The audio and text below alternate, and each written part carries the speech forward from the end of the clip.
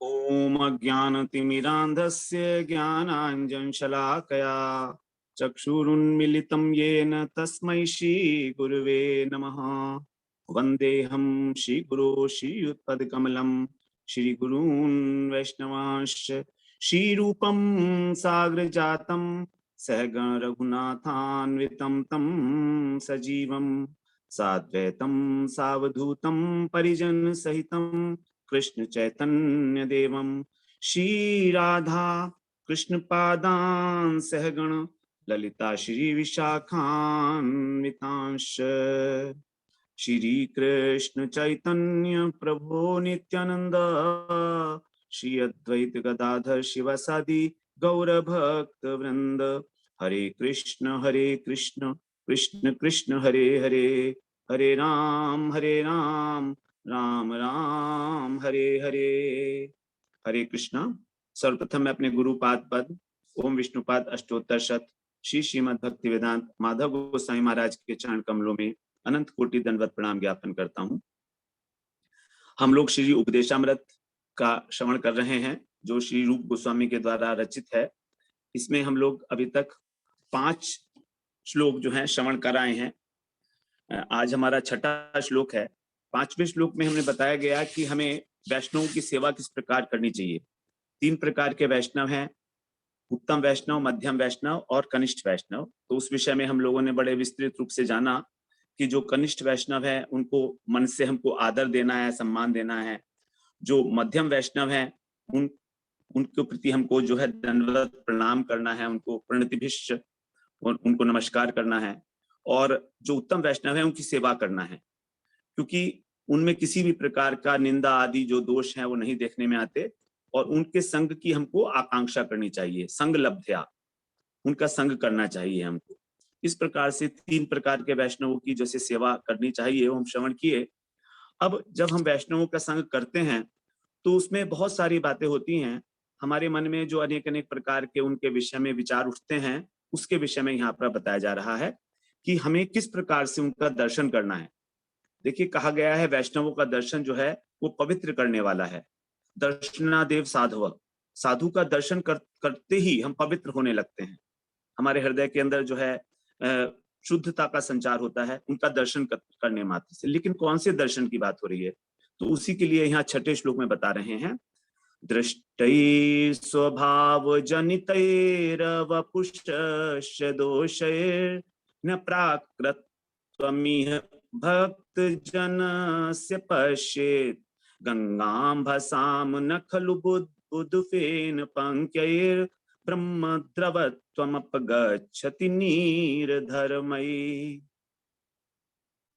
कह रहे हैं दृष्टि स्वभाव जनितई, वैष्णवों के अंदर 2 प्रकार के दोष हो सकते हैं। स्वभाव जनित अर्थात स्वाभाविक रूप से उनके अंदर जो दोष हैं, और दूसरा वपु, उनका जो शरीर है उसके अंदर स्वभाव जनित दोष जो स्वाभाविक हैं, और वपु जो शरीर के दोष हैं।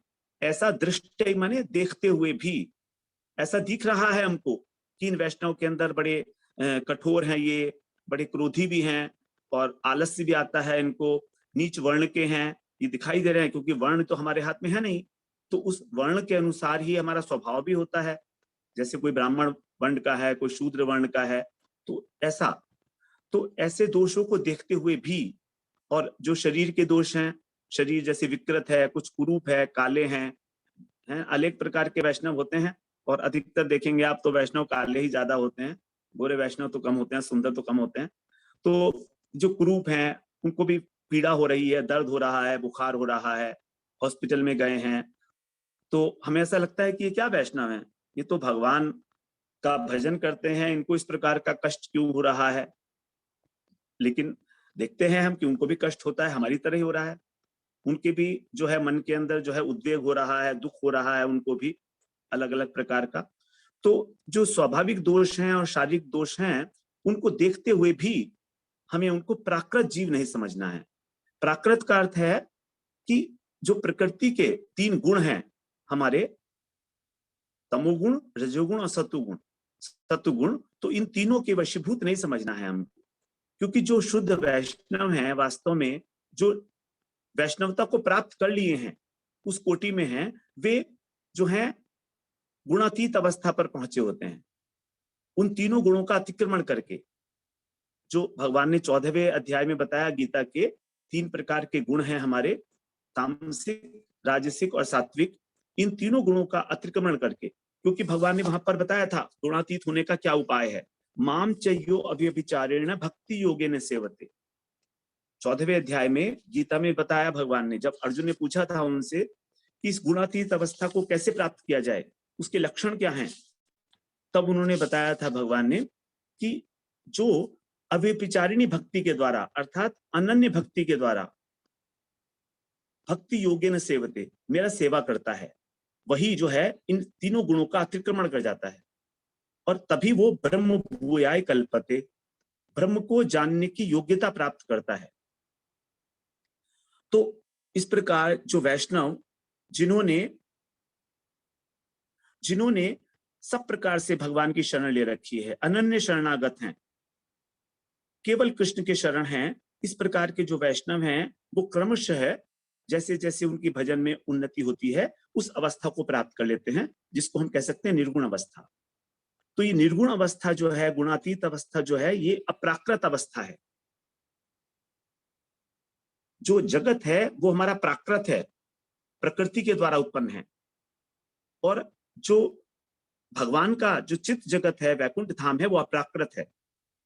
हमारे शरीर में, हमारा जो शरीर है वो उसको कहा गया प्राकृत, क्योंकि इसमें प्रकृति के 24 तत्वों से बना हुआ है। ये पंच महाभूत, पंच कर्मेंद्रिय, पंच ज्ञानेन्द्रिय, पंच कर्मेंद्रिय, पंच ज्ञानेन्द्रिय, पंच तन्मात्रा, मन, बुद्धि, अहंकार और चित्त, ये 24 तत्व हैं जो प्रकृति के द्वारा उत्पन्न होते हैं। इन 24 तत्वों का जो समूह है, जो इनका संगठन है, उसको हम बोलते हैं शरीर, देह। अब इस शरीर के अंदर जो आत्मा है हमारी, उसका इस प्रकृति से कोई लेना देना नहीं है। तो वो जो आत्मा है वो भगवान का अंश है, वो सच्चिदानंद स्वरूप है। तो सच्चिदानंद स्वरूप होने के कारण वो आत्मा अप्राकृत है। तो इस प्रकार के जो वैष्णव हैं, ये शरीर के इस प्रकार से हमारे 2 धर्म हो गए। एक हमारा हो गया धर्म शारीरिक धर्म, और एक हो गया आत्मधर्म। तो जो आत्मधर्म में प्रतिष्ठित हैं वो अप्राकृत हैं, और जो शरीर धर्म में स्थित हैं वो प्राकृत जीव हैं। तो अभी इस अवस्था में हम अपनी आत्मा को भी शरीर माने बैठे हैं। हम अपने शरीर को सब कुछ समझते हैं। शरीर के साथ हमारा इतना अधिक आइडेंटिफिकेशन है, इतना अधिक तादात्म्य है कि हमें आत्मा के विषय में कोई समाचार ही नहीं है, कोई परिचय ही नहीं है हमारे आत्मा से। तो इस समय हमारा को कहेंगे प्राकृत जीव।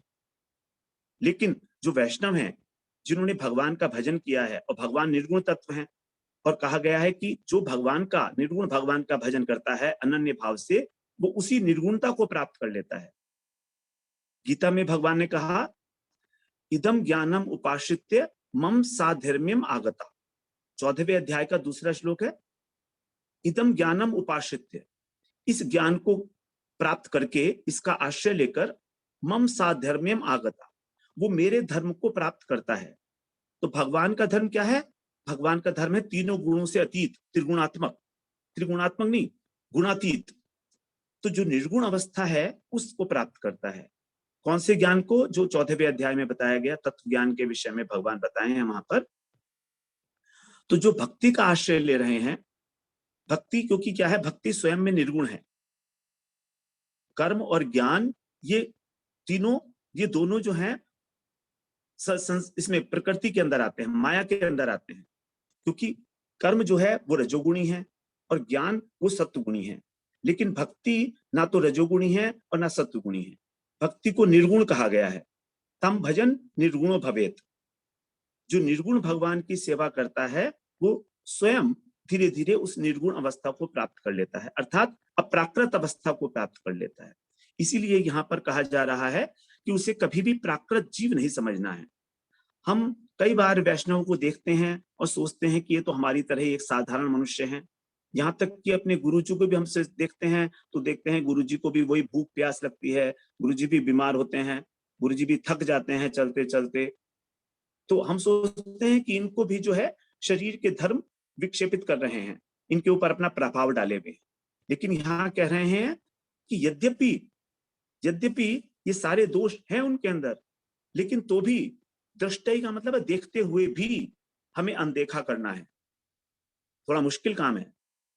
किसी के अंदर हमें दोष दिख रहा है और हम उसको अनदेखा करें, ये बहुत मुश्किल काम है। ये तभी हो सकता है जब हमारी उसके प्रति श्रद्धा होगी, अत्यधिक श्रद्धा होगी। अन्यथा हमको दोष देखने में तो हम लोग जो है एक्सपर्ट हैं। किसी भी व्यक्ति के दोष ही देखते हैं हम लोग, अपने दोष तो देखते नहीं है। दूसरे के दोष देखने में तो हम लोगों को बहुत हम लोग एक्सपर्ट हैं इसके अंदर, एकदम पहचान लेते हैं कि ये गड़बड़ कर रहा है। तो लेकिन हमें प्राकृत जीव नहीं समझना है। अगर हम समझते हैं, उनके दोष देखते हैं, तो ये अपराध हो जाएगा। यही वैष्णव अपराध है। अब आगे उदाहरण दे रहे हैं, गंगाम भसाम न खलु बुध बुध फेन पंखे। जैसे गंगा जल है, गंगा जल को पवित्र माना गया है। गंगा जल क्या है? भगवान के चरणों की धोवन है।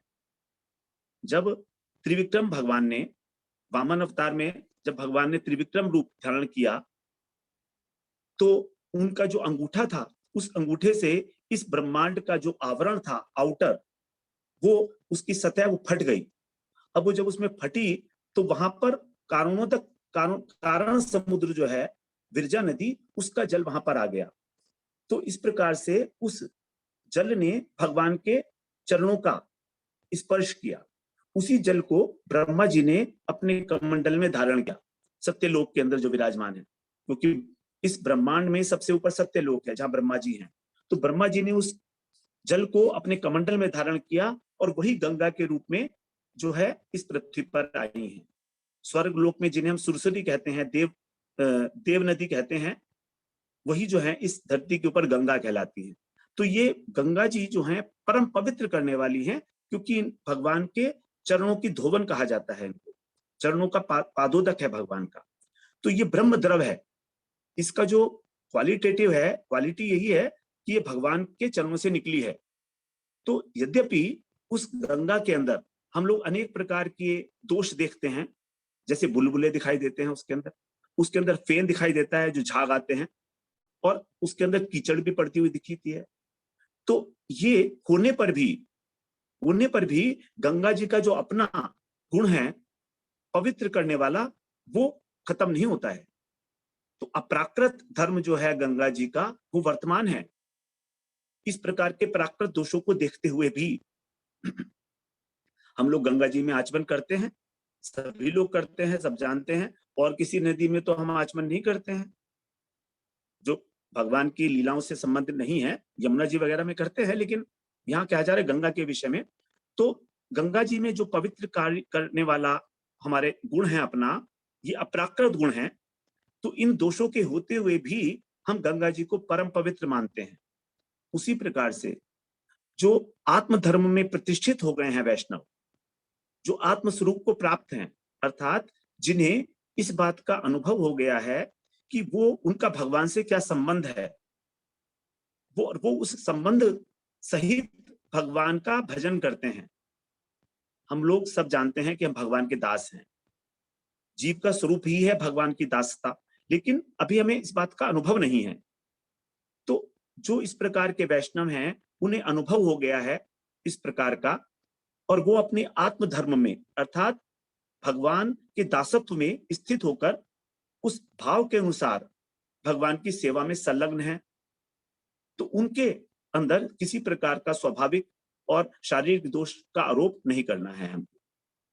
उनको क्रोध भी आता है, उनके अंदर देखी जाती है बहुत सारी जो स्वभाव है बचपन का, वो तो अचानक से नहीं छूट पाता।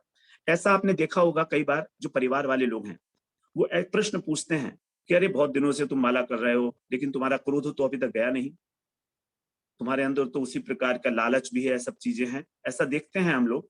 परिवार वाले हमारे ऊपर व्यंग भी करते हैं, और भी लोग व्यंग करते हैं कि ऐसी माला फेरने का क्या फायदा, तुम लोग ये सब ड्रामा करते हो, ढोंग करते हो, तुमसे अच्छा तो हम ही हैं। ये सब व्यंग भक्तों को सुनने पड़ते हैं, तो इनसे कोई परेशान होने की जरूरत नहीं है हम लोगों को।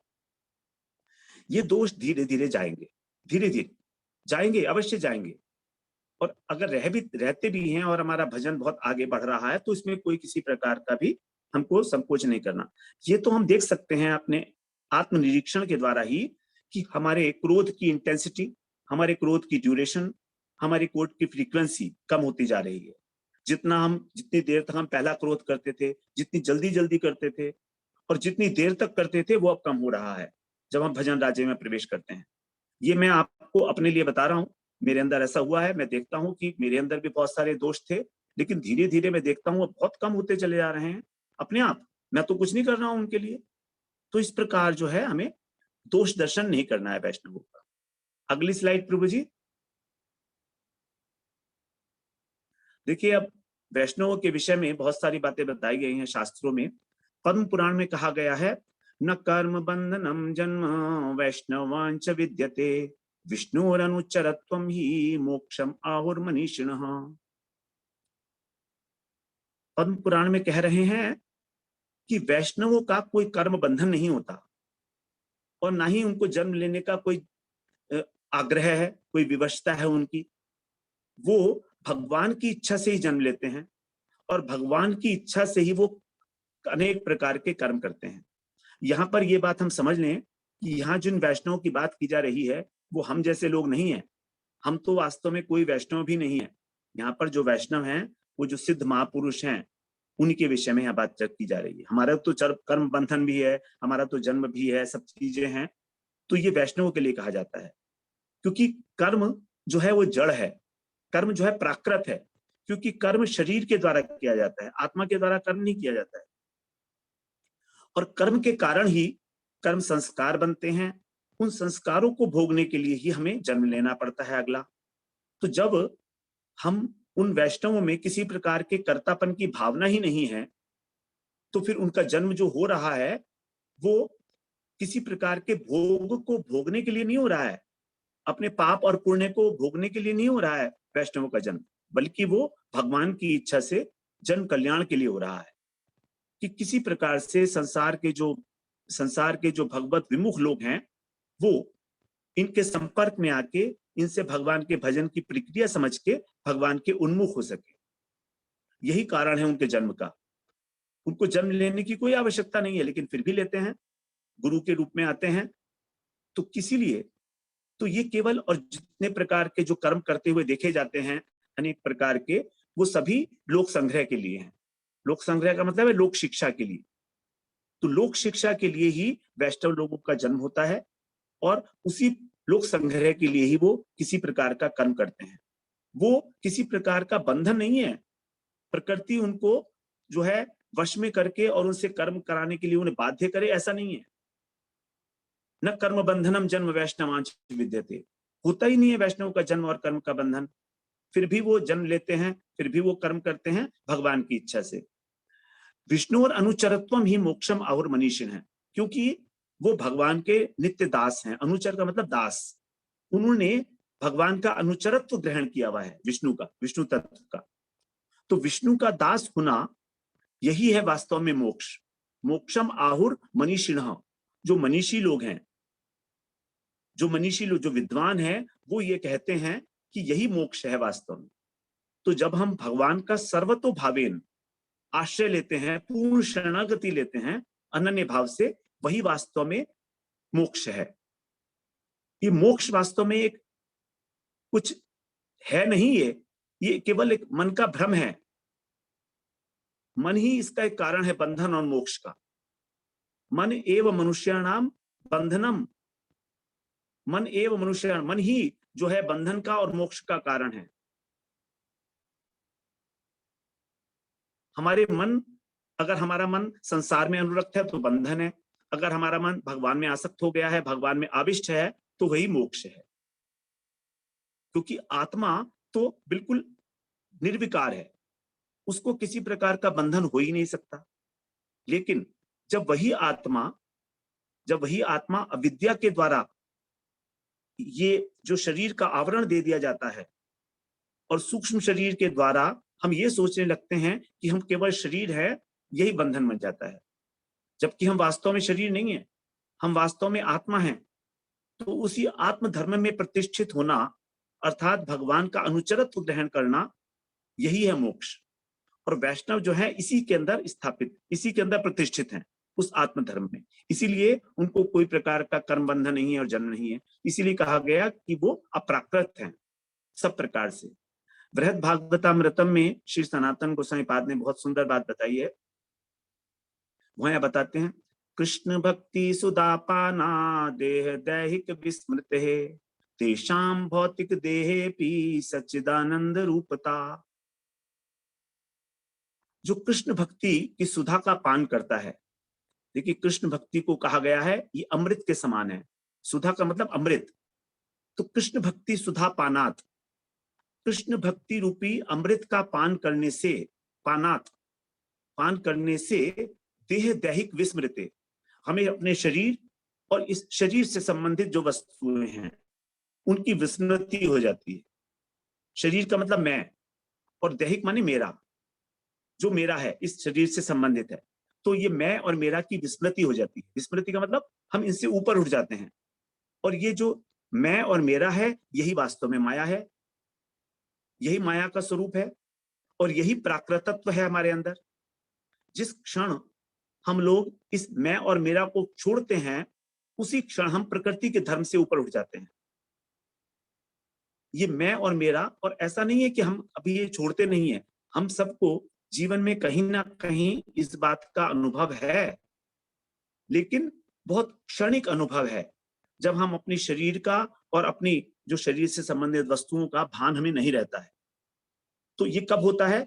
जब हम भक्ति के अंदर बिल्कुल तन्मय हो जाते हैं। भगवान की भक्ति, जब हमारा भगवान की कथाओं को सुनने का, भगवान की कथाओं को सुनकर, भगवान की कथाओं का कीर्तन करके, स्मरण करके हमारा मन जब उसमें तन्मय हो जाता है, तन्मयता प्राप्त कर लेता है, तब इस प्रकार की अवस्था आ जाती है।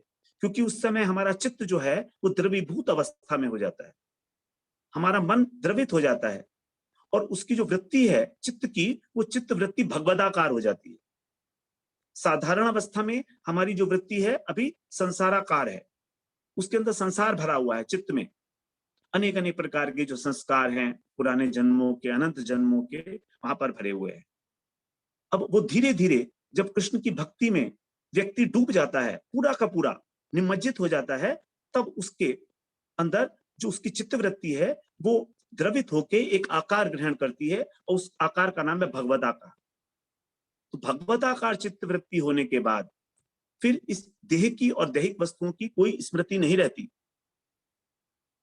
शरीर के द्वारा सारे कार्य होते रहते हैं स्वभाववश, क्योंकि शरीर को एक स्वभाव शरीर का है कि वो अपनी आवश्यक क्रियाएं जो है करेगा। सुबह को उठेगा, नहाएगा, सब शौच इत्यादि जाएगा, भोजन करेगा, लेकिन वो इन चीजों के अंदर लिप्त नहीं है, आसक्त नहीं है। एक यंत्र की भांति ये सब कुछ कर रहा है। तो जब यंत्र की भांति कर रहा है तो यही है देह की विस्मृति, और जब देह की विस्मृति हो गई तो दैहिक का प्रश्न ही नहीं उठता, क्योंकि दैहिक तो तभी है जब देह है। यदि देह की विस्मृति हो गई तो दैहिक तो कुछ रहा ही नहीं, कौन अपना और कौन पराया, फिर तो कुछ भी नहीं रहा। तो उस स्थिति के अंदर जब भगवदाकार चित्तवृत्ति हो जाती है, कृष्ण भक्ति सुधा पानात, कृष्ण भक्ति का आस्वादन करते करते, तभी हमारे को जो हमारी दृष्टि है वो हो जाती है, जब हम सभी प्राणियों के अंदर भगवान का दर्शन करते हैं। हम लोगों ने ये बात सुनी है, सिया राम मैं सब जग जानी, करो प्रणाम जोरी जुग पानी, वासुदेव सर्वमिति स महात्मा सुदुर्लभ। गीता में बोला भगवान ने, ऐसा महात्मा अत्यंत दुर्लभ है जो इस सारे जगत को वासुदेवमय समझता है, वासुदेवमय देखता है, अर्थात प्रत्येक वस्तु के अंदर भगवान का ही दर्शन करता है। उसको कुछ भी देखेगा तो भगवान की स्फूर्ति होगी, उसको जो स्थूल शरीर है, स्थूल पदार्थ है, उसके दर्शन नहीं होंगे, बल्कि भगवत दर्शन, भगवान की स्मृति होगी।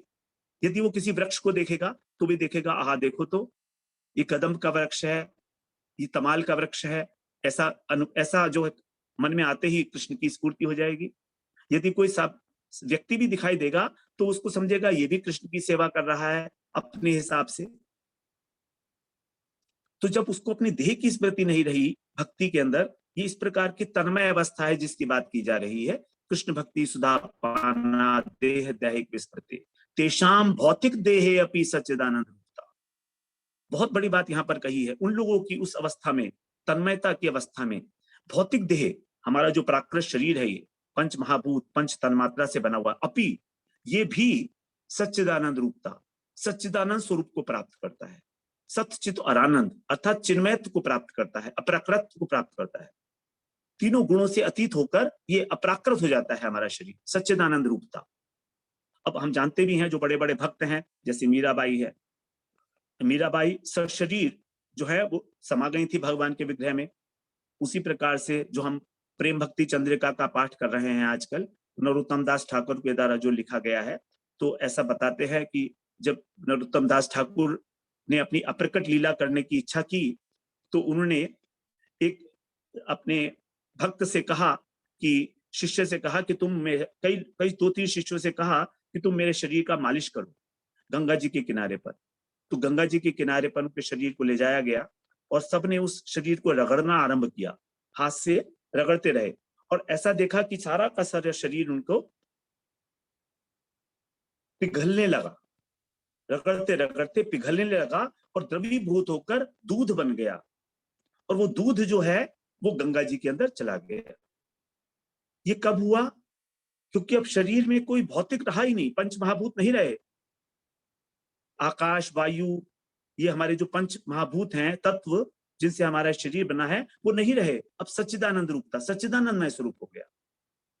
तो इस प्रकार से उन्होंने अपना शरीर का त्याग किया। कबीरदास जी का भी हमने सुना है कि किस प्रकार से जो है जब उनका ऊपर से कपड़ा हटाया गया था तो नीचे फूल निकले थे उसमें से, तो हिंदू ने और मुसलमानों ने आधे आधे बांट लिए थे जब आपस में झगड़ा हुआ था।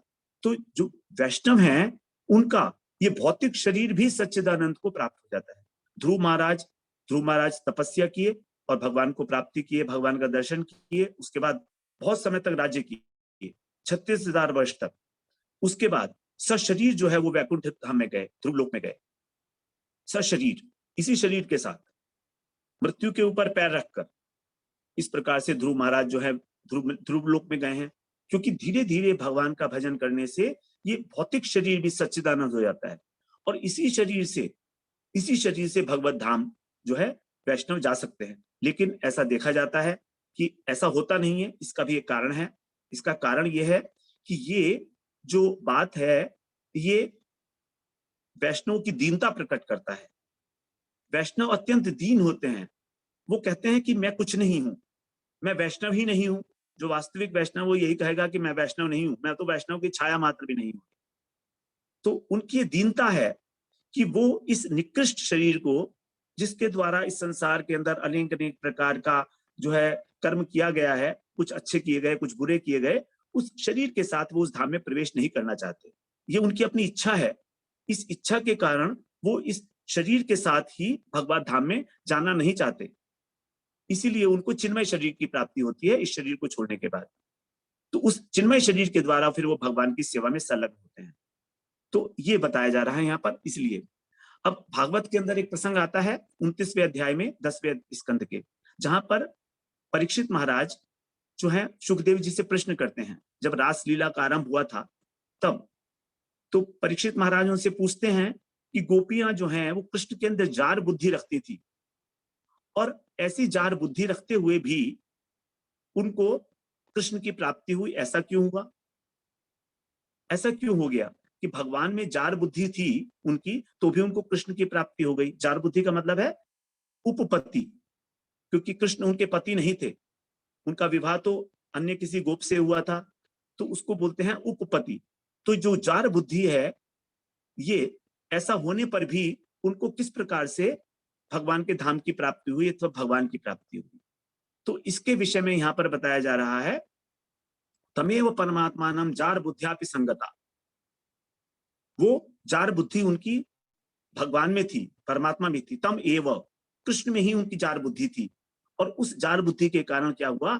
जहुर गुणमया देहम, उनकी जो गुणमय देह थी, त्रिगुणात्मक देह, उसको उन्होंने छोड़ा। जहु माने छोड़ा।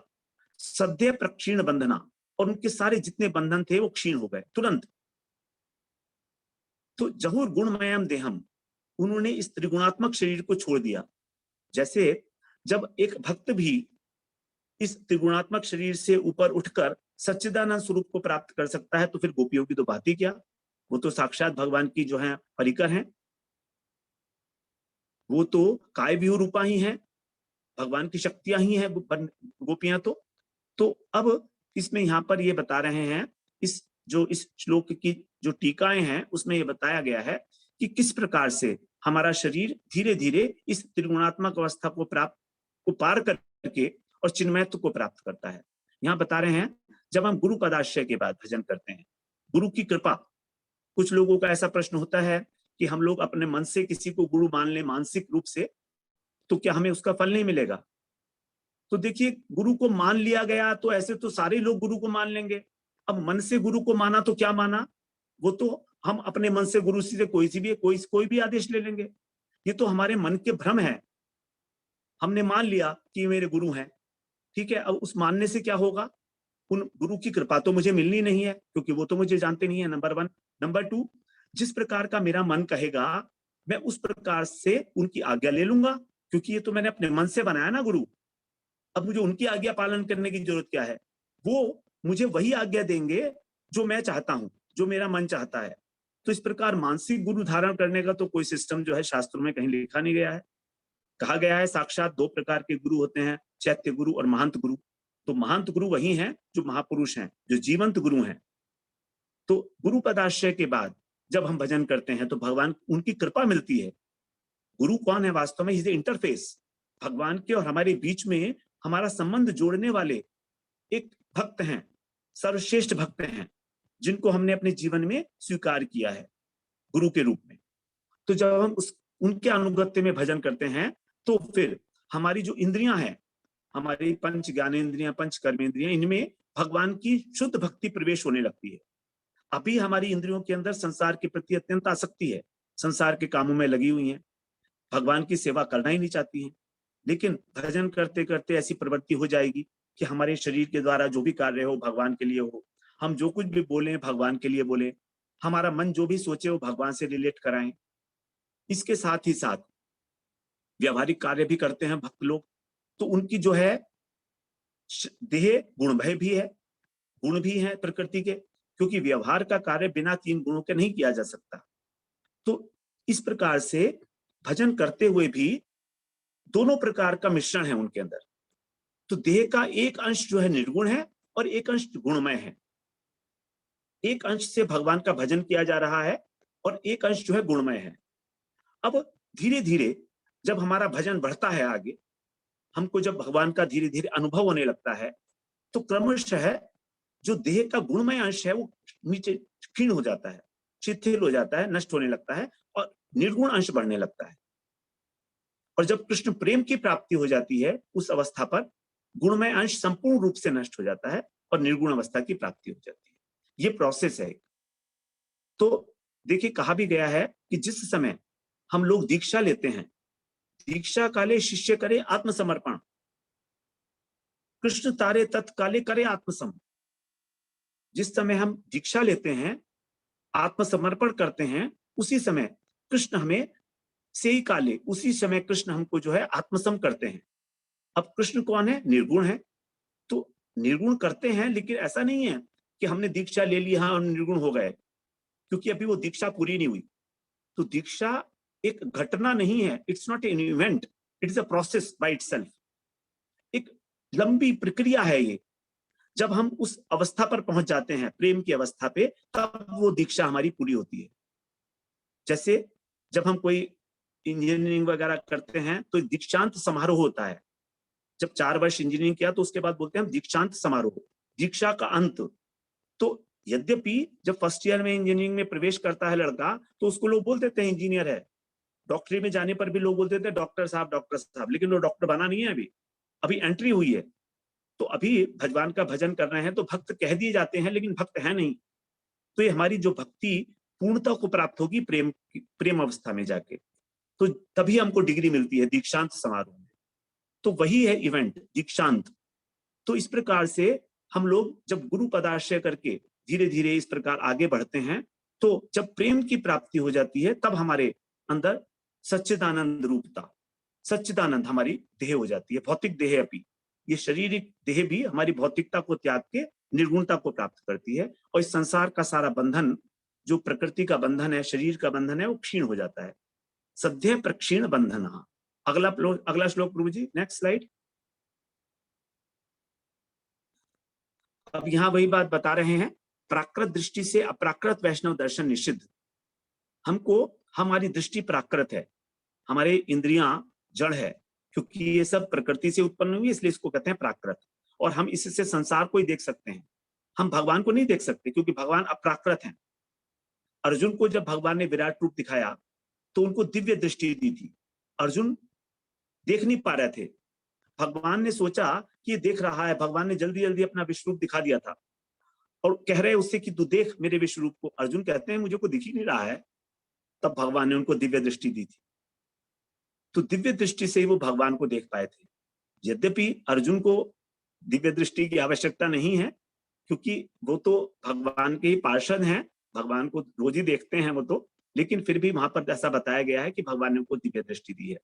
तो प्राकृत दृष्टि से हमको अप्राकृत दर्शन नहीं कर सकते, हम वैष्णव का दर्शन नहीं कर सकते। अब शुद्ध भक्तों के अंदर दो प्रकार के दोष तो नहीं ही होते। कुसंग, कुसंग का मतलब हम जानते ही हैं, स्त्री का संग, स्त्री संगी का संग, धर्म ध्वजी का संग, नास्तिक का संग, ज्ञानी कर्मी विषयी इत्यादि लोगों का संग, अभक्तों का संग, ये सब कुसंग है। हम लोग इसके विषय में कई बार पहले चर्चा कराए हैं। तो इस प्रकार का संग उनके अंदर नहीं देखा जाता। संग का मतलब है आसक्ति। ऐसा नहीं है कि वो स्त्रियों से नहीं मिलेंगे, ऐसा नहीं है कि वो जो विषयी लोग हैं उनसे नहीं मिलेंगे, भक्तों से नहीं मिलेंगे, वो तो मिलेंगे, उनको शिक्षा देंगे, लेकिन उनसे अंतरंगता नहीं होगी। उनसे जो अंतरंगता है उसी को कहा जाता है संग, जो आसक्ति है। और नामापराध, 10 प्रकार के नामापराध हैं, ये दोष उसमें नहीं होते हैं जो वैष्णव है वास्तव।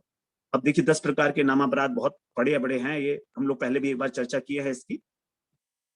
तो लेकिन जो स्वभावगत दोष हैं जिसकी हमने चर्चा की कि कभी उनको क्रोध आ गया, कभी उनके अंदर हम लोग लालच देख रहे हैं, और कभी उनके शरीर के अंदर कोई दोष हो गया, कोई पीड़ा हो गई, ब्लड प्रेशर है, शुगर है ना, और या लास्ट में कोमा में भी चले गए। ऐसा भी होता है, कई बार भक्त लोग लास्ट में कोमा में भी चले जाते हैं। तो इस प्रकार के जो शरीरगत दोष हैं ये हो सकते हैं, और ऐसा होने पर भी हमें उनकी अवज्ञा नहीं करनी। हम कहेंगे अरे तो कोई नहीं, ऐसे तो बीमार हो गए, ये तो इनको भी भूख प्यास लग रही है, गर्मी लग रही है इनको भी हमारी तरह से, तो हम लोग अवज्ञा कर बैठते हैं मन मन में। चाहे भले किसी से कुछ कहते नहीं है, लेकिन मन में तो बात आ ही जाती है ना। आप देखिएगा कई बार आई होगी आपके मन में भी कि इनके अंदर भी तो वही दोष हैं जो हमारे अंदर हैं, तो ये खास बात क्या है इनमें, थोड़ा सा पढ़े लिख लिए, बोल लेते हैं, बस इतना ही तो, और क्या है, थोड़ी सी माला ज्यादा कर लेते होंगे हमसे। अब वैष्णव में 4 प्रकार के दोष भी पाए जा सकते हैं। पूर्व दोष, जातिगत दोष, नष्ट प्राय दोष और कदाचित दोष। ये 4 दोष हैं, इनकी हम लोग आगे चर्चा कर लेते हैं। अभी अगली स्लाइड बना दीजिए प्रभु जी। ये पूर्व दोष क्या है? भजन में आने से पहले जो व्यक्ति पापी था, अनेक प्रकार के, हम तो जानते हैं ना उसका पाप क्या था, जिसको हम बोलते हैं 100 चूहे खाए के बिल्ली चली हज को। ये बोलते हैं ना हम लोग कि अरे पहले तो कितना गंदा आदमी था, ये इधर जाता था, उधर ड्रिंक करता था, सिगरेट पीता था, गुंडागर्दी करता था, लेकिन अब तो देखो कैसा माला लिए घूमता है, तिलक लगाए हुए। ऐसा, ये है पूर्व दोष। जैसे अजामिल, अजामिल तो बहुत बड़ा दुष्ट था, वैश्यावृत्ति, वेश्याओं को रख रखा था उसने अपने घर पर, अजामिल ने। और रत्नाकर दस्यु, ये तो ब्राह्मणों को मार मार कर जो है, और यज्ञोपवीत से उनकी कुआ भर दिए थे, इतना इन्होंने लोगों को मारा था। और यही वाल्मीकि बने बाद में, जब नारद जी से भेंट हुई थी इनकी, तो इनका नाम तो वाल्मीकि है। भगवान को सीता जी इनके आश्रम में रही हैं, उल्टा नाम जपत हरि लीना, वाल्मीकि भय ब्रह्म समाना। तो ये वाल्मीकि ऋषि हैं, रत्नाकर दस्यु। तो ये पुराने पापी हैं, लेकिन यदि हम इनके पाप देखें कि ये तो ऐसा था, वो तो ऐसा था, तो हमारा अपराध हो जाएगा इनके चरणों में। उसी प्रकार से जातिगत दोष, जैसे शूद्र वर्ण में किसी का जन्म हुआ है, अथवा यवन जाति में हुआ है मुसलमान में, अथवा अंत्य योनि में हुआ है। जो फॉरेनर्स होते हैं वो तो चारों वर्णों में भी नहीं आते हैं, तो वो अंत्यज कहलाते हैं। तो इस प्रकार से जो इस प्रकार के वर्ण व्यवस्था से अलग लोग हैं, वो भी यदि उन्होंने गुरु पदाश्रय करके हरिनाम की दीक्षा ले ली है और भजन कर रहे हैं, और वृंदावन में तो ऐसा बहुत लोग हैं, बहुत लोग हैं, तो उनके प्रति हमें किसी प्रकार का जो है दोष नहीं देखना चाहिए, उनका जातिगत दोष। जैसे हरिदास ठाकुर, ये तो मुस्लिम परिवार में जन्म लिए, लेकिन आचार्य बनाया महाप्रभु ने इनको। हरिदास ठाकुर जो है नामाचार्य हैं, 3 लाख नाम प्रतिदिन करते थे। हरिदास ठाकुर के अंदर ब्रह्मा जी भी हैं, और प्रहलाद जी भी आए हैं, इनके अंदर ही प्रवेश किए हैं, हरिदास ठाकुर के अंदर।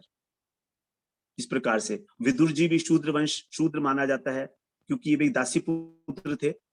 और निषाद राज, जो राम जब जा रहे थे, उनको वनवास हो गया था, तो निषाद राज से उनकी भेंट हुई थी, हम जानते ही हैं। केवट, केवट भी भगवान का भक्त था बहुत बड़ा। तो ये सब जो है निकृष्ट दास जाति के हैं, इनमें भी। और शबरी जी, शबरी जी के विषय में कौन नहीं जानता है। शबरी जी जो हैं वो तो भगवान के लिए कितनी व्याकुल रहती थी, और कितना समय उन्होंने प्रतीक्षा की है भगवान की, कि भगवान मेरे यहाँ आएंगे, मेरे यहाँ आएंगे। मातंग ऋषि जो उनके गुरु थे, वो कह गए थे जब वो बहुत छोटी अवस्था की थी कि तुम्हारे घर राम आएंगे। बस देखिए, रोज रोज रोज जो है द्वार बुहारती थी, उनके लिए फल ला के रखती थी। जब नहीं आए तो चलो सोचती अगले दिन आएंगे, अगले दिन आएंगे। और राम देखो, सब लोगों से पता पूछते पूछते और शबरी जी के घर गए हैं, शबरी जी की कुटिया किधर है, उनका आश्रम किधर है। तो इस प्रकार से ये दोष नहीं देखने चाहिए, नष्ट प्राय दोष, जो प्राय नष्ट हो गए हैं, लेकिन अभी थोड़ा आभास बाकी है। जैसे चूहा है, चूहा मरता है तो उसकी गंध रह जाती है, 2-3 दिन तक गंध भी रह जाती है कभी कभी। फिर अगरबत्ती जलाते हैं, हवा वगैरह करते हैं, कमरे में बढ़ाते हैं, तो उस प्रकार का इनके दोष दिखाई दे, कभी कभी इनके अंदर कुछ दोष दिख जाते हैं, क्योंकि स्वभाव है पुराना, पुराना उनका स्वभाव है। जैसे कभी कभी ऐसा होता है कि कोई चोर है, मान लीजिए व्यक्ति, अब उसे चोरी की बड़ी आदत है, वो चोरी के बिना रह नहीं सकता, तो वो क्या करता है, अब भगवान का भजन कर रहा है, चोरी तो करने की इच्छा नहीं है, लेकिन फिर भी क्या करता है, रात को जब सब सो रहे होते हैं तो एक का सामान दूसरे के पास रख देता है, दूसरे का उसके पास। सुबह को जब उठते हैं तो सब लोग परेशान हो जाते हैं, तो अब उसको क्योंकि आदत है इस चीज की, तो अपने हाथों को रोक नहीं पा रहा है। इस प्रकार से कदाचित दोष पूर्व जन्म के कोई कुसंस्कार हैं। कभी कभी जब हमारा कुसंग हो जाता है कुछ देर के लिए भी इस जीवन में, तो वो उदय हो जाते हैं। तो कोई व्यक्ति है जो दैववश पूर्व जन्म का कोई संस्कार था, उस वजह से वो थोड़ी कुछ समय के लिए कुसंग में पड़ गया, मान लीजिए वो ड्रिंक करने लगा किसी कारण, है ना, तो कभी कभी ऐसा हो गया, तो उसका वो दोष नहीं देखना चाहिए। ये पूर्व जन्म का कोई कुसंस्कार है जो उदय हुआ था कुछ समय के लिए और चला गया, तो हमको कदाचित दोष भी नहीं देखने चाहिए। अगला स्लाइड प्रभु जी। भगवान ने गीता में भी कहा है, अपि चे सुदुराचारो भजते मामनन्य भाग साधुरेव स मंतव्य है सम्यक व्यवसितो हि सह। 9वें अध्याय का 30वां श्लोक है। अपि माने भी, जो सुदुराचारी है, देखिए यहाँ पर एक विशेषण लगा दिया, सु, एक तो होता है दुराचारी, और भगवान कह रहे हैं सुदुराचारी, मतलब अत्यधिक दुराचारी, उससे अधिक कोई है ही नहीं। चेत माने यदि, तो यदि कोई सुदुराचारी व्यक्ति है, अत्यंत पापी व्यक्ति भी, भजते माम अनन्य भाग, जो मेरा अनन्य भाव से भजन करता है, अनन्यता को धारण करके, वह साधु रेव से मंतव्य है, उसको साधु ही मानो।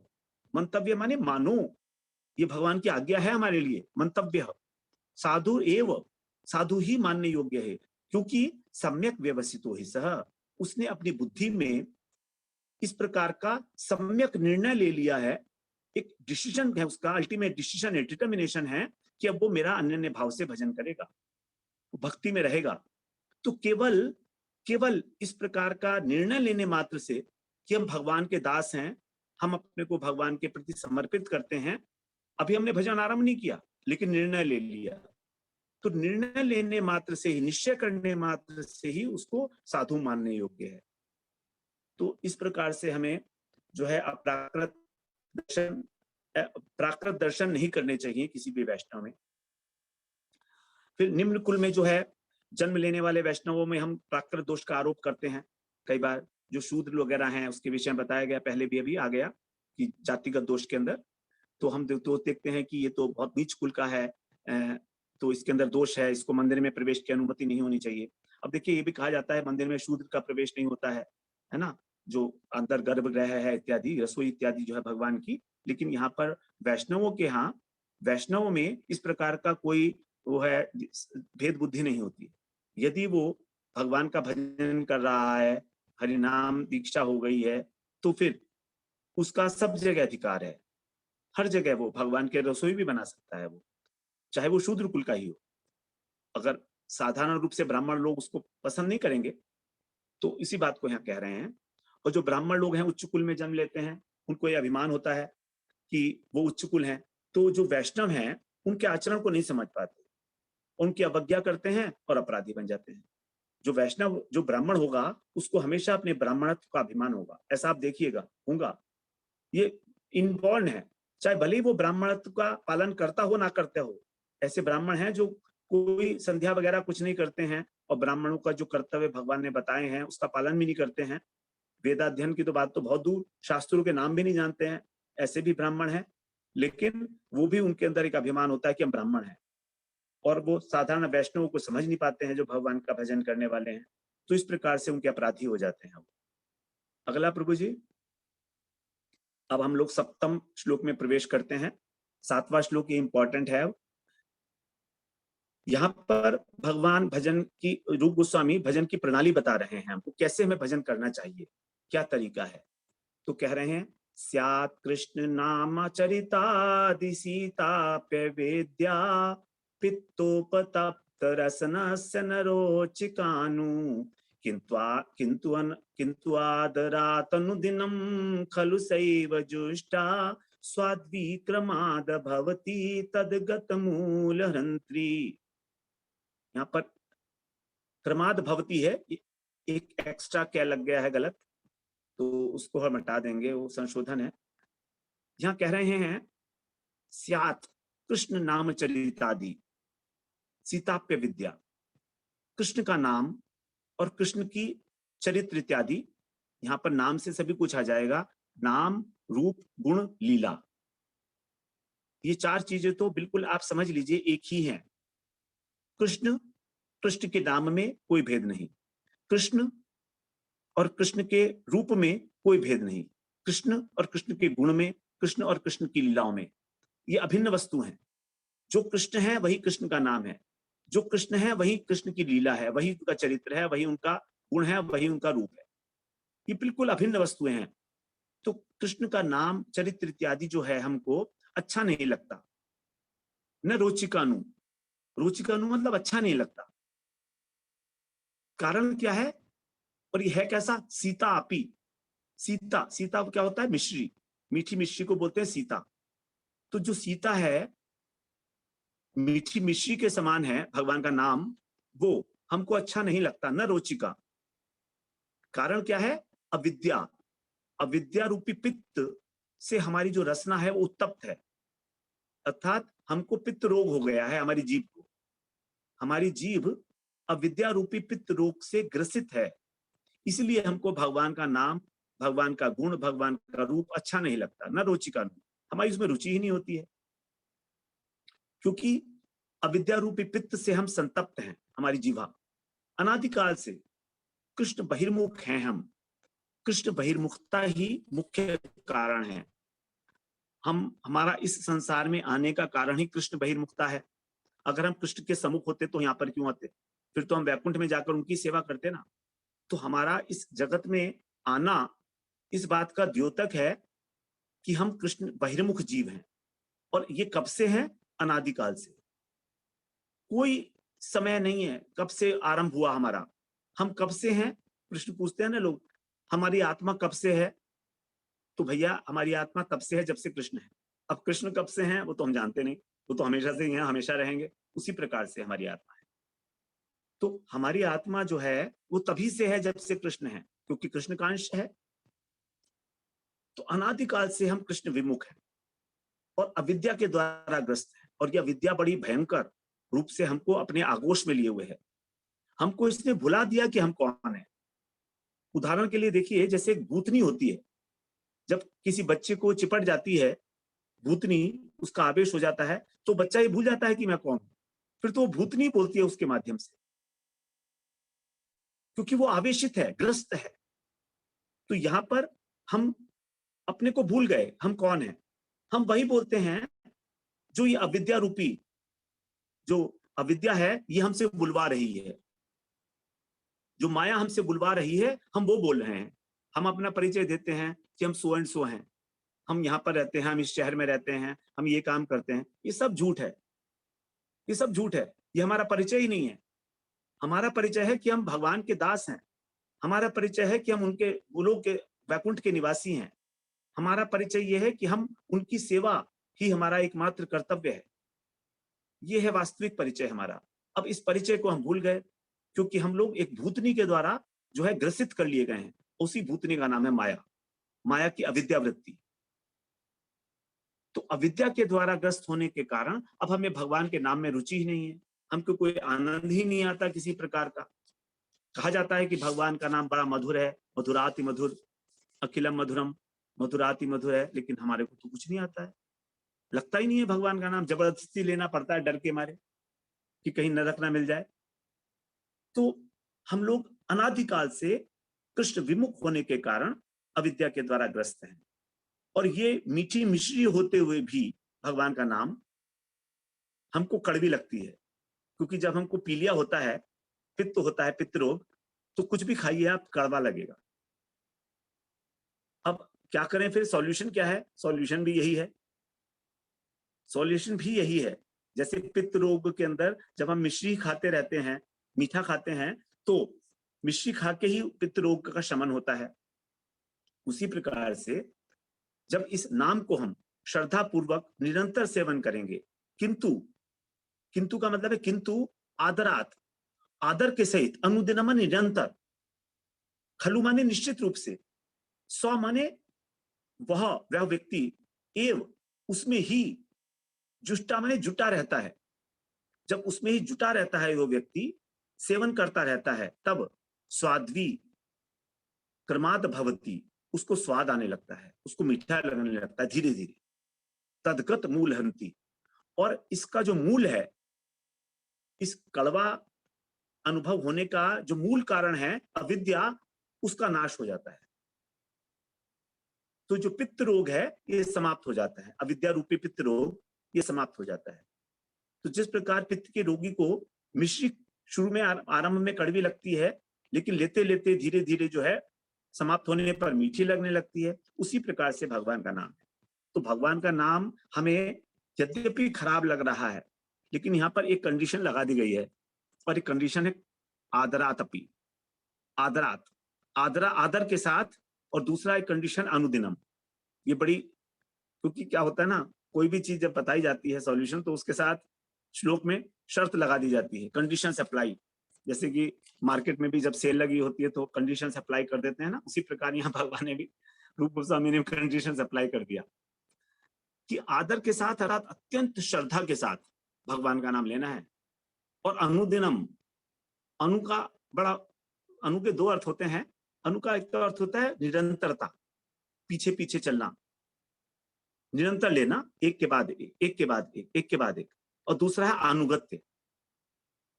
तो अनुगत्य में जो नाम लिया जाएगा और निरंतर लिया जाएगा, अब जब अनुगत्य में लिया जाएगा तभी हमारी श्रद्धा उत्पन्न होगी। देखिए कुछ लोग ये कहते हैं कि अनुगत्य की क्या जरूरत है, गुरु जी का अनुगत्य करने में बड़ी प्रॉब्लम है, वो कहेंगे ये कर दो वो कर दो, हम कर नहीं पाएंगे तो बड़ा दिक्कत हो जाएगी, हमारी जो फ्रीडम है, हमारी जो स्वतंत्रता है वो छिन जाती है। तो हम सुबह को उठते हैं 5 बजे, हम सुबह को उठेंगे 9 बजे 8 बजे, हमारी मर्जी है। लेकिन यदि हम गुरु जी का अनुगत्य करेंगे तो गुरु जी कहेंगे भाई सुबह को मंगला करो, आरती करो, तो ये तो बड़ी कष्ट की बात हो गई, है ना। तो इसीलिए हम लोग डरते हैं गुरु को धारण करने से, अनुगत्य करने से बड़ा डरते हैं हम। हमारा मन विद्रोह करता है कि अरे नहीं नहीं, कृष्णम वंदे जगत गुरु कहा तो है गीता में, और गीता में नहीं है और जगह पर है कहीं, कि कृष्णम वंदे जगत गुरु, मेरे तो कृष्ण ही गुरु हैं, जगत गुरु हैं वो तो मेरे भी गुरु हैं। तो भाई कृष्ण गुरु तो हैं, वो तो जगत गुरु हैं, वो तुम्हारे गुरु नहीं है, हमारे गुरु नहीं हो सकते वो। अगर गुरु हैं भी तो मुझे क्या दिया उन्होंने आज तक? मैंने तो कभी कुछ नहीं पाया कृष्ण से, ना तो मैं कृष्ण को जानता हूं, मैं तो गुरु जी को जानता हूं। हाँ उनसे मुझे मिला है, वो उसको मैं जानता हूं। तो अनुदिनम, ये हमारा मन बड़ा विद्रोही है, अनुगत्य स्वीकार नहीं करता। इस जगत के अंदर किसी की दासता को स्वीकार करना अभिशाप है, किसी के दास बनना, सेवक बनना अभिशाप माना जाता है। लेकिन यही दासत्व जो है परमार्थिक राज्य के अंदर वरदान है। बिना बिना अनुगत्य के कभी किसी को भगवत प्राप्ति नहीं हुई है। जिस मार्ग से हमारे महाजन चलकर गए हैं वही वास्तव में मार्ग है। हम ये अपना मार्ग बनाएंगे तो नहीं पहुंचेंगे, भटकेंगे। तो जो एक प्रशस्त मार्ग है, एक प्रणाली बना दी गई है भजन की, उसी का हमको सेवन करना है, तभी हम अपने लक्ष्य पर पहुंच जाएंगे। हमारे पास समय कहाँ है, कुछ ही समय तो बाकी है और हमें पहुंचना तो बहुत दूर है। तो इसलिए कहा गया अनुदिनम, निरंतर सेवन करना है, 24/7। अब कैसे कहें भैया रात को भी सेवन कैसे होगा भगवान के नाम का? ठीक है, दिन में किसी तरह करेंगे, रात को कैसे होगा? रात को भी होगा। यदि हम रात को सोने से पहले भगवान का नाम लें, भगवान के नाम की माला करें, कुछ अष्टक पाठ कर लें, कुछ स्तुति कर लें, अपने मन मन में कर लें, और सुबह को उठते ही फिर भगवान का नाम हमारी जीवा के ऊपर आए, तो समझिए कि हमारा रात भर भजन हुआ है। वो पीरियड सारा भजन के अंदर ही काउंट किया जाएगा। सुबह उठते ही सबसे पहले हम गुरु जी को प्रणाम करेंगे। उठते ही सबसे पहले तो सबसे पहले प्रणाम करेंगे, उसके बाद धरती माता को प्रणाम करेंगे। तो जब भगवान का नाम ले रहे हैं, भगवान का महामंत्र का जाप कर रहे हैं, सोते हुए भी और उठते हुए भी, तो ये मान सकते हैं कि हाँ 24 घंटे हमारा भजन हो रहा है। और वैसे तभी हमारी जीवा के ऊपर इसका जो है रस आना शुरू होगा। अब आगे कह रहे हैं अनर्थ युक्त अवस्था में जो हमारे अनेक प्रकार के अनर्थ हैं, उसमें हमारा चित्त चंचल है, कभी यहाँ कभी वहां, मन इधर उधर डामाडोल, तो भगवान में नाम में कहां से रुचि आए? हमारे को रुचि उसी चीज में आती है जहां पर हमारा मन टिकता है। अब हमारा मन जो है अच्छी अच्छी चीजें खाने में टिकता है, तो हमारे को उसमें रुचि आती है। तो हमारा मन जब किसी वस्तु की महिमा को जानकर बुद्धि के द्वारा, जब हमारा मन ये जान लेता है कि यही एक आश्रय लेने वाली वस्तु है, जो परम तत्व है, और जब उसका आश्रय लेकर हम और उसका भजन करते हैं, तभी उसमें रुचि आएगी। इसीलिए श्रद्धा की महिमा है। बिना श्रद्धा के भगवान का नाम लेंगे तो हमको कुछ होने वाला नहीं है। बहुत धीरे धीरे स्लो प्रक्रिया है, होगा जरूर होगा, लेकिन स्लो है, बहुत स्लो। और यही ये बात अगर हम श्रद्धा पूर्वक लें, श्रद्धा हमारी उत्पन्न होती है बुद्धि के द्वारा। श्रद्धा विषय तो हृदय का है, विषय तो हृदय का है, लेकिन हृदय तभी उसको धारण करता है श्रद्धा को जब हमारी बुद्धि एकनिष्ठ हो गई है। हमारी बुद्धि को ये बिल्कुल विश्वास हो गया है कि कृष्ण ही एकमात्र मेरे परम आश्रय हैं, वही मैं उन्हीं की शरण में जाऊंगा सिर्फ। तभी हमारा जो है चित्त जो है भगवान में लगेगा, उतना ही लगेगा जितना हमने उनका, जितना हमारी श्रद्धा है। तो गुरु में श्रद्धा होना, शास्त्रों में श्रद्धा होना, यही भगवान में श्रद्धा होना है। हम भगवान को तो जानते नहीं, लेकिन भगवान की लीलाओं कथाओं के प्रति हमारी श्रद्धा होनी चाहिए कि जो कहा जा रहा है वो बिल्कुल ठीक है, किसी प्रकार का कोई संशय ना हो। यदि हमारे मन में संशय है, वितर्क कर रहे हैं, तो हमारा जो है वहां पर भगवान का नाम लेने का भी कोई फायदा नहीं है विशेष। श्रवण करने का भी कोई फायदा नहीं है बिना श्रद्धा के। जहां पर भी श्रवण की बात की गई है, कीर्तन की बात कही है, श्रद्धा पूर्वक की गई है। तो जब तक हम रुचि नहीं लेंगे, और रुचि तभी जागृत होगी जब श्रद्धा होगी, जब हमें उसमें आनंद मिलने लगेगा। हमारा जो मन है उसमें तभी टिकेगा जब हमें कुछ रस की अनुभूति होगी। अब जो भक्ति का रस है, ये इस विषय रस से अलग, बिल्कुल डिफरेंट क्वालिटी का है। अभी हम लोग विषय रस में डूबे हुए हैं। हमको अच्छा खाना, अच्छा पहनना, अच्छा उठना बैठना, ये सब बहुत अच्छा लगता है, बहुत अच्छा लगता है। लेकिन जिस समय हमारा मन भक्ति के अंदर द्रवीभूत हो जाता है, भगवान के प्रेम में, भगवान के विरह में, तो उस विरह में, उस भगवान के प्रति जो हमारे अश्रु प्रभाव होता है, उसमें जितना आनंद है, वो आनंद इस संसार में खोजने में कहीं पर किसी भी विषय में नहीं मिलेगा। कभी आपको इस बात का अनुभव हुआ है, तभी आप इस बात को जान पाएंगे। तो किसी प्रकार से हमारे हृदय के अंदर वो विरह जागृत हो भगवान से मिलने का, कि बस अब हो गया। कभी तो मेरे अंदर इस प्रकार की भावना आप जागृत कराओगे। तो भगवान से जब हम इस प्रकार का प्रार्थना करते हैं, आवेदन करते हैं, विरहातुर हृदय से, अपने निष्कपट भाव से, तो भगवान की कृपा फिर होती ही है भक्ति में। तो इस प्रकार से हमको उसमें रस आने लगता है।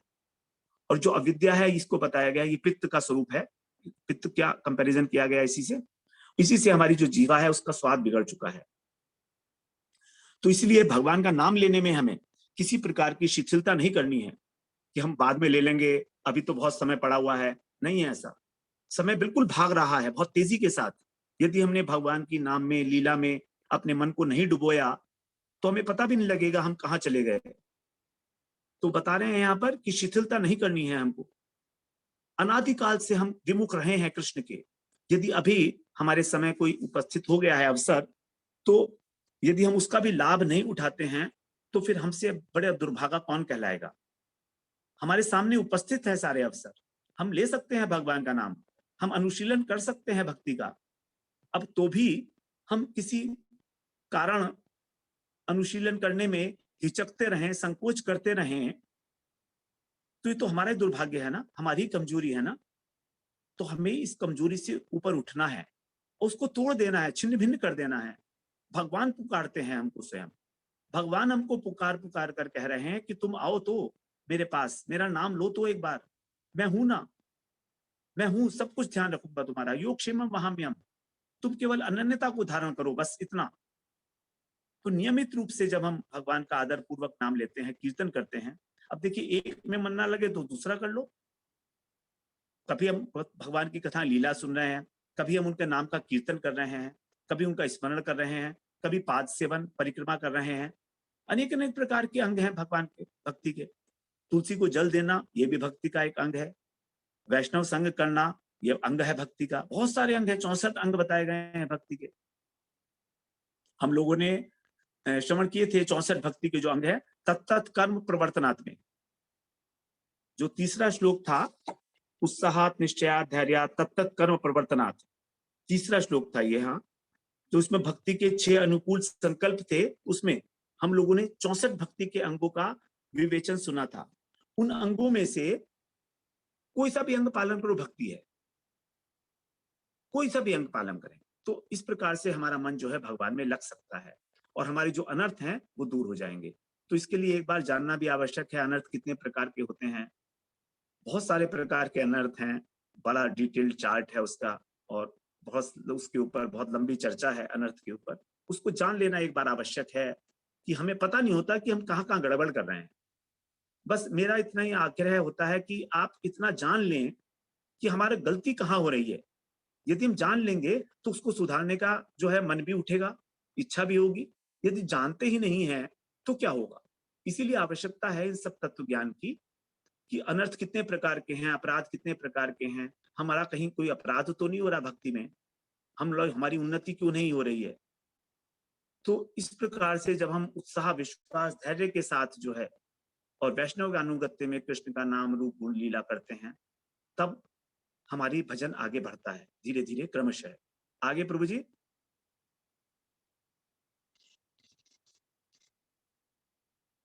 नेक्स्ट स्लाइड, ये लास्ट है, नहीं एक और है। हाँ, दो, एक स्लाइड और है, ये वाली 2 स्लाइड और हैं अभी। अविद्या की जब बात उठी तो 5 प्रकार के क्लेश बताए गए हैं पातंजलि योग सूत्र में भी। अविद्या, अस्मिता, राग, द्वेष और अभिनिवेश। एक बार इसकी चर्चा कर लेते हैं हम लोग, थोड़ा सा हम लोगों को आइडिया हो जाएगा कि कहाँ कहाँ पर हमारी गड़बड़ है। अविद्या 4 प्रकार की है। अनित्य वस्तु को नित्य समझना, अर्थात शरीर हमारा, पुत्र, स्त्री, घर, ये सब नाशवान है, कभी किसी के साथ रही नहीं आज तक, लेकिन हम सोचते हैं नहीं ये तो हमेशा हमेशा हमेशा रहेंगे हमारे पास। आज तक ना कभी पुत्र आपका कभी साथ रहा है आपका, ना आपकी पत्नी साथ रही है, ना आपका धन, ना आपका घर। ये 4 चीजें हमें बड़ी परेशान करती हैं। इन 4 चीजों से यदि हमारी आसक्ति छूट गई तो भगवत प्राप्ति दूर नहीं है। शरीर, स्त्री, पुत्र, घर और धन, एक धन को और डाल लीजिए इसमें, तो ये सब नाशवान है, इनको हमें नित्य समझते हैं, ये तो हमेशा रहेगा, ऐसे बना रहे हमारे पास, ये अविद्या है। दूसरा, अपवित्र वस्तु को पवित्र, हमारा जो शरीर है महा अपवित्र है, इसके अंदर मांस मज्जा के अलावा और कुछ नहीं है, गंदगी के अलावा केवल गंदगी का ढेर है, और उसके ऊपर एक रेशमी कपड़ा लिपेट कर दे दिया गया हमको। ये जो त्वचा है हमारी, ये रेशमी चादर है, इस चादर के अंदर अब सारी गंदगी को डालकर उसमें कुछ मांस पड़ा है, कुछ हड्डियां पड़ी हैं, कुछ पीप पड़ा है, कुछ मल पड़ा है, मूत्र पड़ा है, रुधिर पड़ा है, ये पड़ा हुआ है, और इसको पकड़ के हमें दे दिया ये लोग। तो ये हम पवित्र मानते हैं और इसके अंदर भोग बुद्धि करते हैं कि इसको कैसे अधिक से अधिक आनंद दे दें, इसको कैसे भोग, हम ये भी खा लें, वो भी खा लें, ऐसा कर लें, वैसा कर लें। अनेक अनेक प्रकार के भोग हैं संसार में, सब उसी में लगे हुए हैं। मीडिया सब उसी के ऊपर लगा हुआ है, पूरा एडवर्टीजमेंट इंडस्ट्री, कि ये भी कर लो, ये भी कर लो, ये भी कर लो। क्या होगा उससे? दुख को सुख समझना, हमको दुख मिलता है तो भी हम दुख को दुख नहीं मानते, सोचते हैं अरे ठीक है कोई बात नहीं। तो भोगों के फलस्वरूप जो हमारा जन्म मरण और दुख हो रहा है, ये भी हम लोग इसको समझते हैं सुख है एक प्रकार का, इसी में सुखी हैं। तो जब तक हमें इस संसार की नश्वरता का, असारता का ज्ञान नहीं होगा, दुख का ज्ञान नहीं होगा, तब तक हम भगवान की ओर उन्मुख ही नहीं होंगे।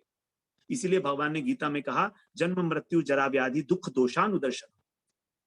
सबसे पहला स्टेप है ये भगवान की भक्ति के लिए। जन्म मृत्यु जरा व्याधि, हमारा जन्म दुख का कारण है, हमारा मृत्यु दुख का कारण है। कितना कष्ट होता है, कहते हैं 10,000 बिच्छुओं को डंक मारने का कष्ट होता है हमारे जन्म के समय और मृत्यु के समय। 10,000 और 50,000 कुछ ऐसा बोलते हैं। तो जन्म मृत्यु जरा व्याधि दुख दोषानुदर्शन, अनुदर्शनम, बार बार इनके अंदर दर्शन देखो, विचार करो इनके दोषों का। जरा, बुढ़ापा कितनी बड़ी बीमारी है, और व्याधि, ये तो बीमारियां ही हैं। आधी हो गई और व्याधि, आधी होती है शरीर की और व्याधि होती है मन की बीमारी। मन जो है सभी लोगों का जो है, कितना डिप्रेशन है सारे संसार में आज की तारीख में। अधिकतर लोग तो डिप्रेशन से मर रहे हैं, दुखी हैं। संसार दावानल में जल रहे हैं, भस्म हो रहे हैं, तो भी भगवान का नाम नहीं लेंगे। नहीं लो भैया। जन्म मृत्यु जरा व्याधि दुख दोषानुदर्शन। तो दुख का अनुभव हुई हमें परमार्थ मार्ग में पहला कदम है। हमने दुख ही नहीं देखा संसार में, तो हम क्यों चढ़ेंगे भाई। हाँ, जो जात रुचि साधक हैं, जन्म से ही भगवान के प्रेमी हैं, वो लोग भगवान का भजन करेंगे, वो तो अलग बात है। आगे कह रहे हैं अनात्म वस्तु में आत्मबुद्धि। हमारा शरीर अनात्म है, जड़ है, लेकिन हम इसको सोचते हैं कि ये आत्मा है, जबकि सब जानते हैं हमने पूरी गीता पढ़ ली, जानते हैं हम कि ये शरीर नश्वर है, चला जाएगा कुछ समय बाद, लेकिन तो भी हम इसी को सब कुछ मानने लगे हैं। आत्मबुद्धि करना इसके, ये 4 प्रकार की विद्या है। आगे प्रभु जी नेक्स्ट, अस्मिता। इससे पहले भी एक और है,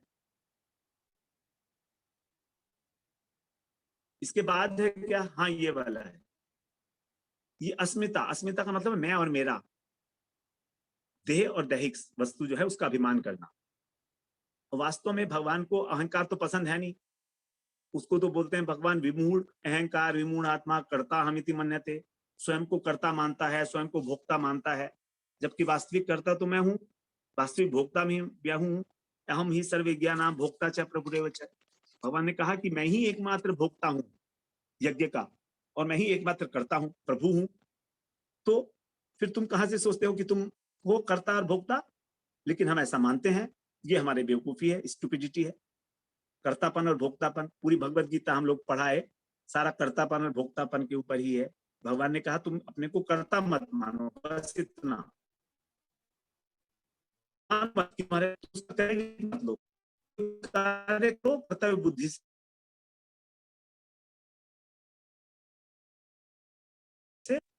मत कहो बस। दूसरा के राग, राग का अर्थ है सुख प्राप्ति और दुख निवृत्ति के उपायों में आसक्त होना। हमारा सारा जीवन इसमें लगा हुआ है कि कैसे अधिक से अधिक मैं सुख प्राप्त करूं, और कैसे अधिक से मेरे जो शरीर परेशानियां आ रही हैं मेरे को, वो मेरे दुख दूर हो जाएं। अथवा जो मेरी वस्तु है, कोई भी वस्तु जो मुझे चाहिए, वो मुझे और अधिक मिलती जाए। जैसे पहले मेरे पास 5,000 का मोबाइल था, फिर 10,000 का हुआ, अभी मुझे एप्पल का चाहिए 50,000 का, फिर 1,00,000 का मोबाइल भी आता होगा कोई, वो भी चाहिए। तो ये बढ़ती चली जाएंगी। लोभ है तो राग मतलब आसक्ति, जड़ पदार्थों के अंदर अत्यधिक आसक्त हो जाना, ध्यान करते करते उनका। तो इसका कारण यही है कि हम बार बार उसी को चिंतन करते हैं, तो उसमें राग हो जाता है। द्वेष का मतलब है इसके विपरीत, जो दुख के कारण है उसके प्रति द्वेष करना, जो हमारे को अच्छा नहीं लगता, वो लाइक्स और डिसलाइक्स की फॉर्म में राग और द्वेष है। तो भगवान ने गीता में बोला है शुरू में ही कि ये इस इंद्रियों के विषयों के अंदर रहते हैं। वास्तव में इंद्रियों के विषयों में ना रहकर ये इंद्रियों में रहते हैं, हमारी इंद्रियों में राग और द्वेष है। और परिपंथी की समान बताया इन दोनों को कि डाकू है ये हमारी, जैसे डाकू हमारी संपदा को लूट लेता है, ऐसे ही ये दोनों हमारी संपदा को, भजन संपदा को लूट लेते हैं। हमें पता भी नहीं लगता देखते देखते।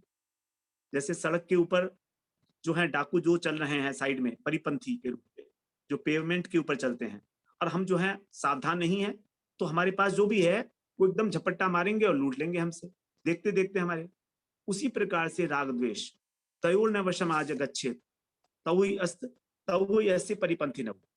तीसरे अध्याय में भगवान ने बोला है गीता में कि इनको जो है जल्दी से जल्दी हमें वश में करना चाहिए। तीसरे अध्याय के 34वें श्लोक में, बड़ा इंपॉर्टेंट श्लोक है वहां पर, क्योंकि राग ही आगे बढ़कर काम का रूप धारण करता है। काम जो है वो राग का स्थूल रूप है, राग का स्थूल, और द्वेष यही क्रोध बनता है।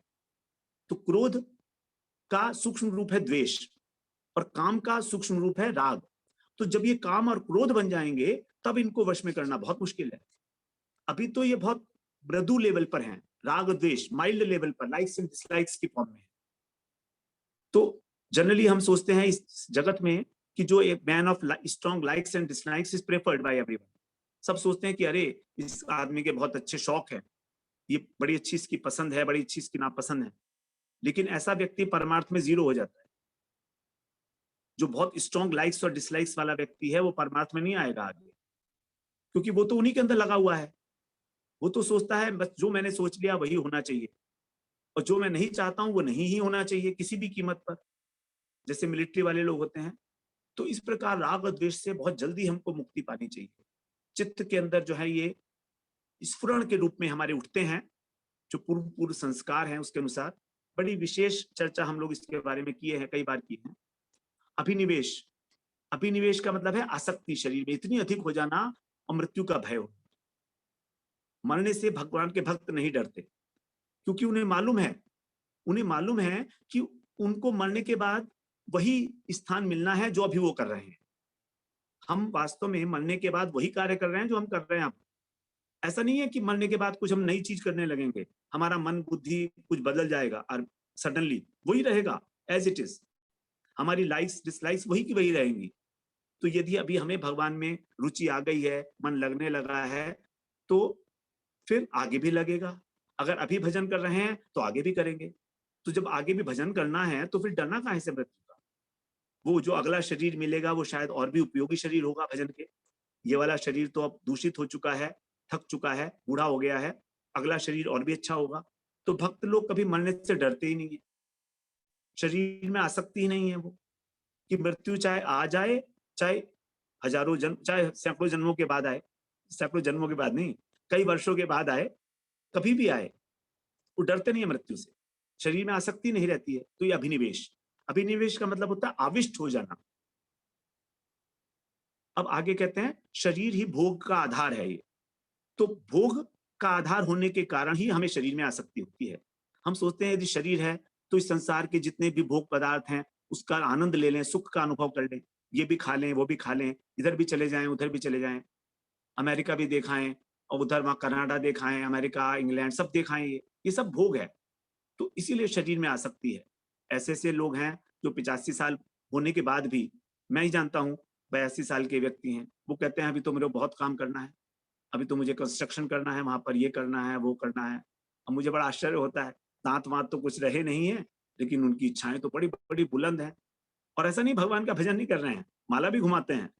अब पता नहीं वो माला घुमाना कैसा है। तो सब आश्चर्य की बातें हैं, इतनी भोग बुद्धि, इतना शरीर में आसक्ति होना। तो 5 प्रकार के जो क्लेश हैं हमारे हृदय में रहते हैं और हमको उल्टा सीधा काम कराते हैं। सीधी बात, जितने भी पाप हैं वो सब यही कराते हैं। हमारे अंदर जो लोभ है, हमारे अंदर जो काम क्रोध लोभ मोह है, इन्हीं के कारण हम जो है पाप पुण्य करते रहते हैं जिंदगी भर, और सुख दुख का अनुभव करते हुए इस संसार के चक्र में घूमते रहते हैं। नेक्स्ट स्लाइड प्रभु जी, लास्ट है, चार्ट है इसमें, अविद्या का चार्ट है, थोड़ा सा उसकी चर्चा कर लें। देखिए शक्ति तत्व का हमने एक चार्ट बनाया था। तो भगवान की एक स्वरूप शक्ति है, भगवान की है स्वरूप शक्ति, चिन्मय शक्ति है। वो 3 भागों के अंदर प्रकाशित होती है, चित्त शक्ति, जीव शक्ति और माया शक्ति। चित्त शक्ति मतलब भगवान की अंतरंगा शक्ति, इससे भगवान का वैकुंठ धाम प्रकाशित होता है। भगवान का वैकुंठ, गोलोक, साकेत जो भी धाम है, भगवान के जो परिकर हैं, वो सब चित्त शक्ति का ही प्रकाशन है। जीव शक्ति है, ये हमारा जो आत्मा है, ये तटस्थ शक्ति बोलते हैं इसको। जो जितने भी इस जगत के अंदर प्राणी हैं वो सब भगवान की जीव शक्ति से ही प्रकाशित हुए हैं। तो ये अणु है, जीव शक्ति अणु है। अणु का मतलब है इसके अंदर बहुत पावर नहीं है, चिद बल है, सच्चिदानंद है, लेकिन जैसे सागर होता है एक बूंद होती है।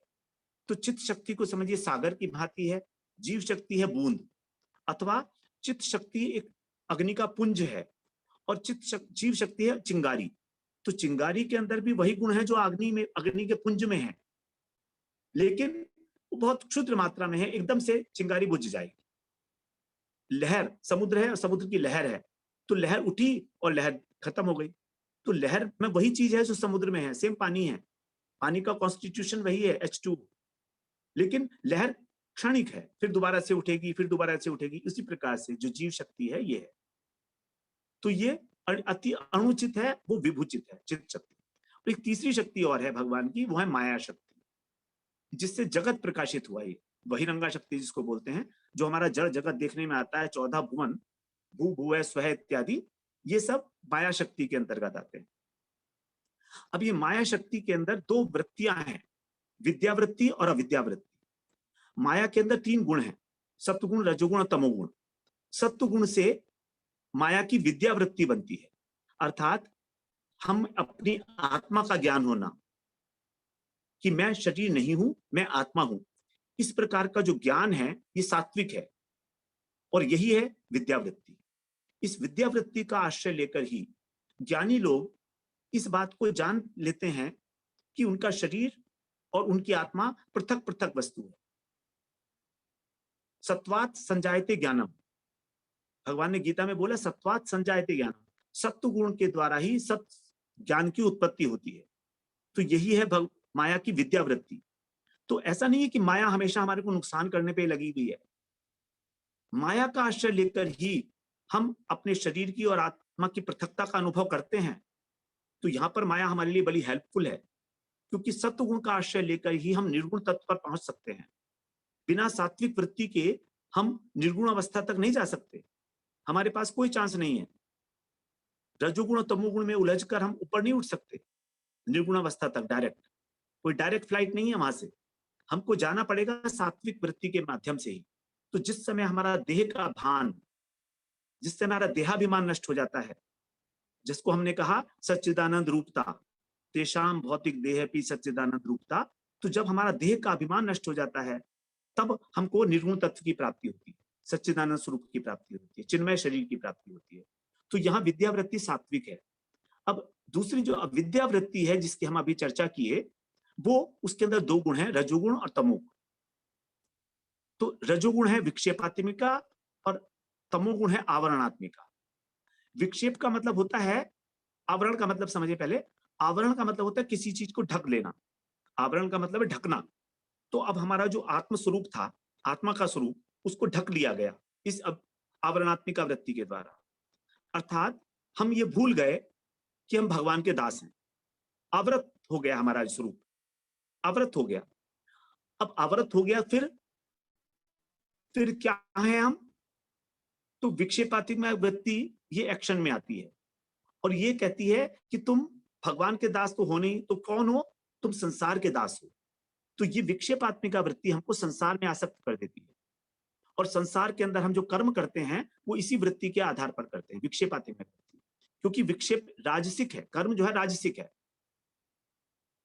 ज्ञान सात्विक है, कर्म राजसिक है, और कर्म राजसिक होने के कारण ही विक्षेपात्मिका वृत्ति है। मतलब हमारी इस शरीर में और इस संसार में जो आसक्ति, जो राग देखा जा रहा है, वो इस राजसिक गुण के कारण देखा जा रहा है, जो माया का ही गुण है, अर्थात विक्षेपात्मिका वृत्ति। अब हम ये भूल गए कि हम भगवान के सेवक हैं। तो अब हम क्या सोचते हैं? हम भगवान के देव सेवक तो है नहीं, तो फिर क्या है? हमारी मन को विक्षेपित कर दिया, उल्टा कर दिया, और कह दिया कि तुम संसार के सेवक हो, तुम शरीर के सेवक हो, तुम अपने माता पिता के सेवक हो, तुम इनका लालन पालन करो, बस यही तुम्हारा धर्म है एकमात्र। यदि तुमने अपने पितृ सेवा, मातृ सेवा, देश सेवा, समाज सेवा कर ली, तो तुम्हारा जीवन पूरा हो गया। ये हमारी विक्षेपात्मिका वृत्ति है, और हम इसी के अंदर उलझे हुए हैं आज की तारीख। अधिकांश जनता यही सोचती है कि यदि मैंने अपने कर्तव्य का पालन कर लिया, अपने माता पिता की सेवा कर ली, तो सब कुछ हो गया, क्योंकि माता पिता भगवान है।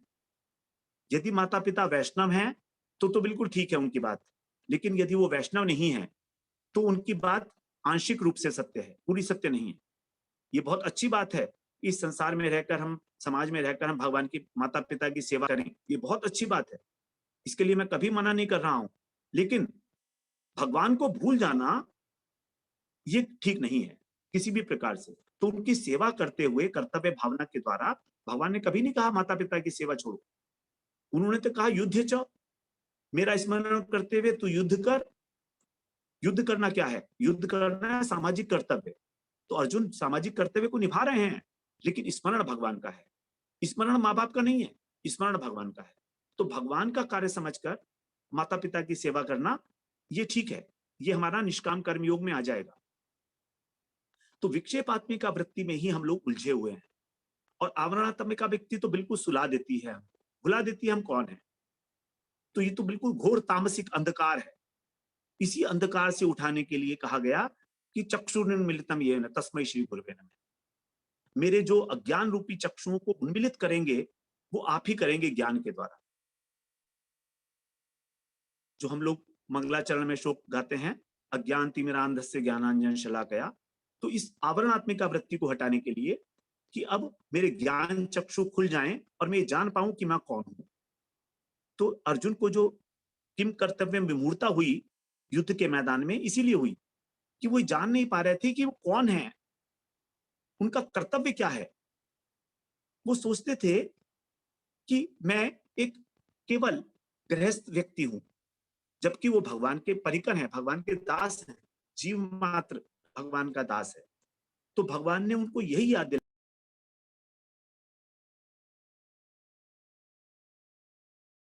परिकर हो तुम मेरे। तो इस प्रकार से आवरणात्मिका वृत्ति और राजसिक विक्षेपात्मिका वृत्ति यही अविद्या है, और इस अविद्या का नष्ट करने के लिए ही भगवान का नाम रूप गुण लीला आदि का आश्रय लेते हैं। तो इस प्रकार से हम लोग आज ये पूरी चर्चा किए 2 श्लोक के विषय में। अब 8वां श्लोक हम लोग अगले सत्र में लेंगे, जो बहुत बहुत इंपॉर्टेंट है, जिसको अभी तक जो हमने पढ़ा है 7 श्लोक, उसका सार, उपदेशों का सार जो है वो 8वें श्लोक में बताएंगे रूप गोस्वामी। तो मेरा आप सबसे निवेदन है कि उसको जरूर एक बार श्रवण कर लीजिए, चाहे अभी तक आपने श्रवण किया है कि नहीं किया है, और अन्य कोई श्रवण करना चाहे तो उसको भी आप प्रोत्साहित कर सकते हैं कि वो श्रवण करे।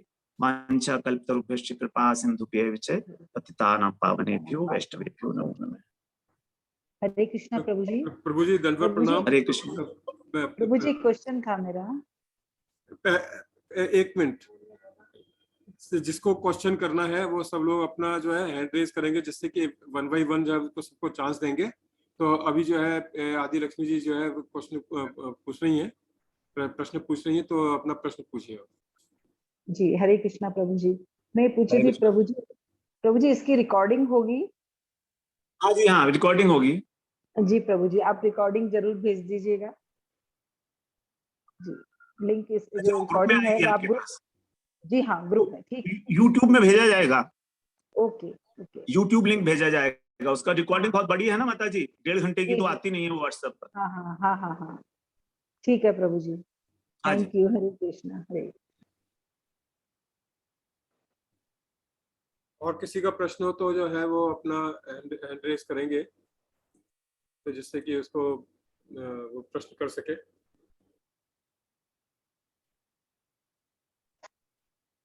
ये गैलेक्सी A20 ने जो है पहले हैंड रेज किया था। हाँ जी, हाँ जी। प्रश्न पूछिए आप अपना। हरे कृष्ण प्रभु जी, दंडवत प्रणाम।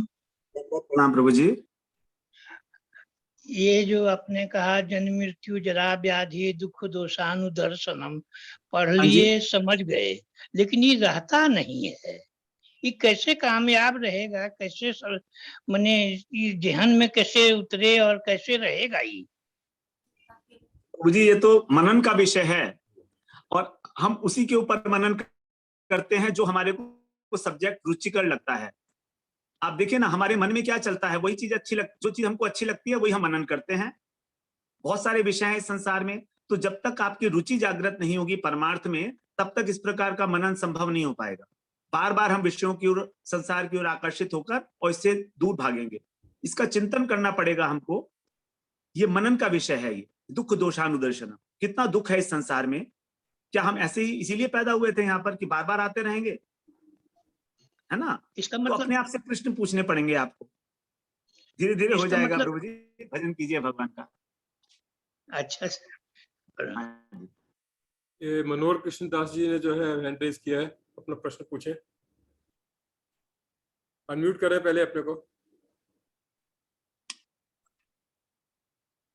प्रभु जी दंडवत प्रणाम, हरे कृष्ण। दंडवत प्रणाम प्रभु जी। प्रभु जी कल गुरु महाराज का जूम क्लास है 10 बजे, तो आपका लिंक पर हम वो अटेंड कर सकते हैं? कौन सा क्लास कह रहे हैं आप?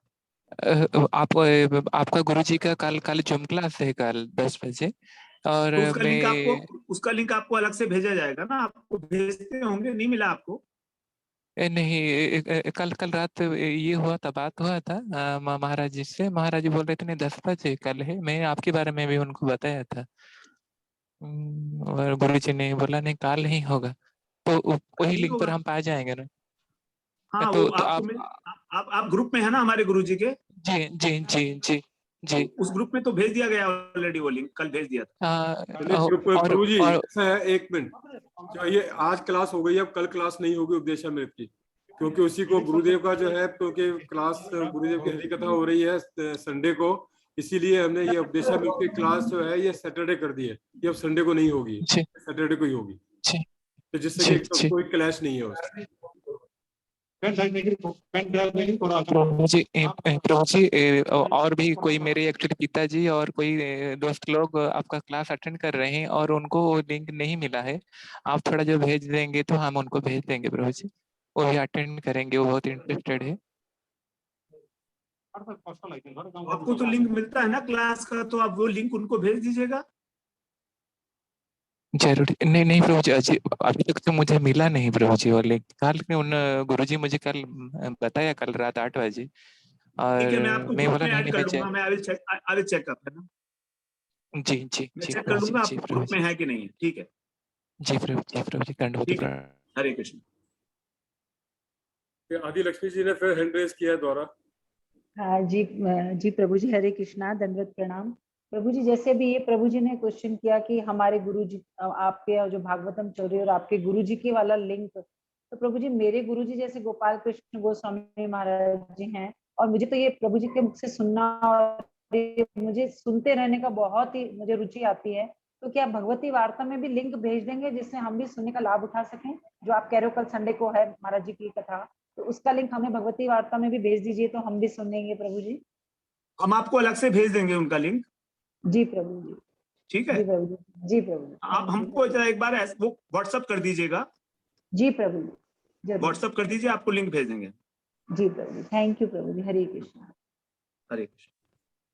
और किसी का प्रश्न है तो अपना हैंड रेज कर सकते हैं, अदरवाइज जो है प्रभु जी अभी किसी का और प्रश्न नहीं है तो हम जो है इस प्रोग्राम को, आज क्लास को खत्म कर सकते हैं।